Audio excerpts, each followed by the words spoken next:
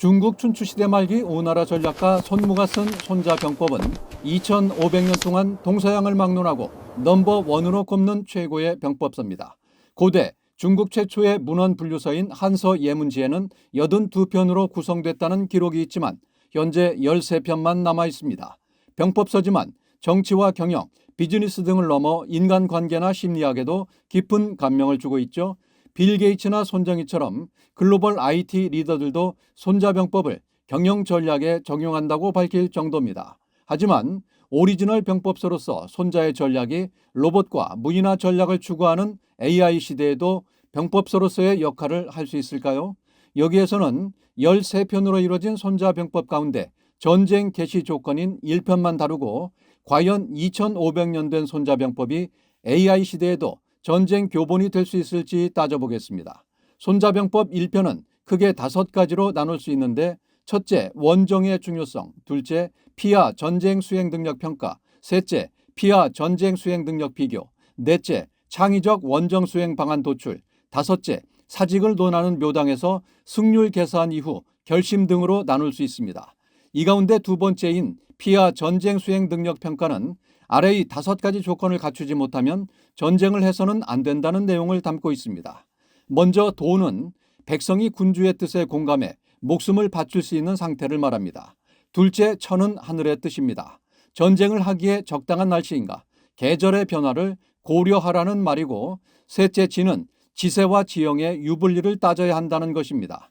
넷째, 장은 훌륭한 장수를 갖췄는가 여부이고, 마지막으로 법은 군의 조직과 규율입니다. 병력 편성과 보급, 훈련 상태 등을 두루 갖췄는지를 묻고 있습니다. 즉, 도천지장법 가운데 하나라도 결격 사유가 있다면 전쟁을 해서는 안 된다는 게 손자의 충고입니다. 다만 불가피하게 전쟁을 할 수밖에 없다면 속전속결을 할 것을 권하고 있습니다. 최근 3시간 만에 끝난 미국의 베네수엘라 대통령 체포작전은 속전속결이었습니다.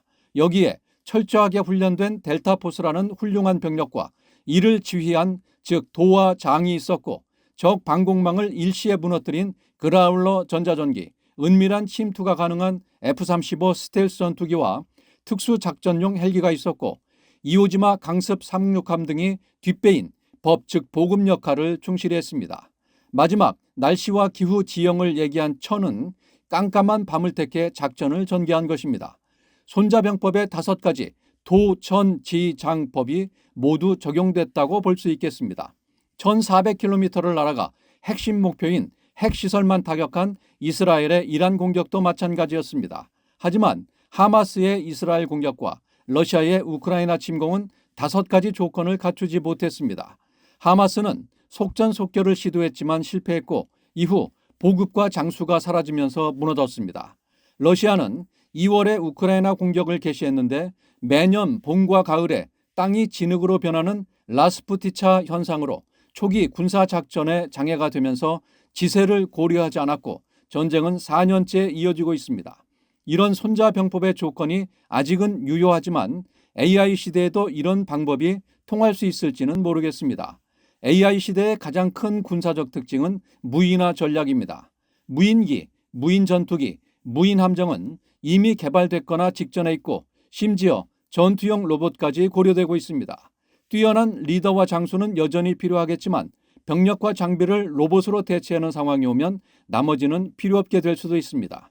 오히려 AI가 무궁무진한 데이터를 기반으로 인간이 보낸 명령을 무시하고 다른 판단을 내릴 수 있다는 우려도 제기됩니다.